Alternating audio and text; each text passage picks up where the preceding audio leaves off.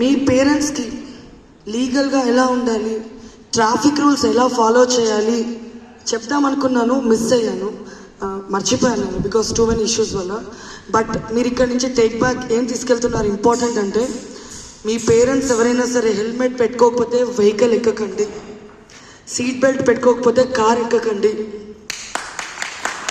తాగి కార్ తీసినా బైక్ తీసినా ఆ కార్లో బైక్లో కానీ మీరు కూర్చోకండి.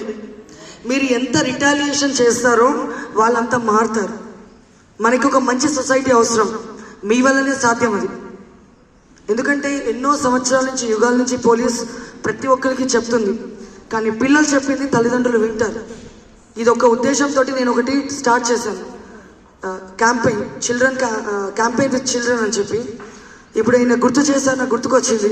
ఒక చిన్న బాబు యూకేజీ స్టూడెంట్కి నేను వాళ్ళ ఫాదర్తో మాట్లాడితే, కౌన్సిలింగ్ చేస్తే అప్పుడే ఫాదర్ ప్రామిస్ చేశారు కొడుకు పైన, నేను ఇంకోసారి జీవితంలో తాగను, నడపను అని. అలానే మీ పేరెంట్స్ తోటి మీరు కూడా ఇలాంటి ప్రామిసెస్ తీసుకోండి. తండ్రులు ఆడపిల్లల్ని చాలా దగ్గర తీస్తారు, చాలా ముద్దు చేస్తారు, వాళ్ళు చెప్పింది వింటారు. కాబట్టి ఆడపిల్లలు మీరెంత గట్టిగా ఉంటే మీ తల్లిదండ్రులు అంత మంచిగా మారుతారు.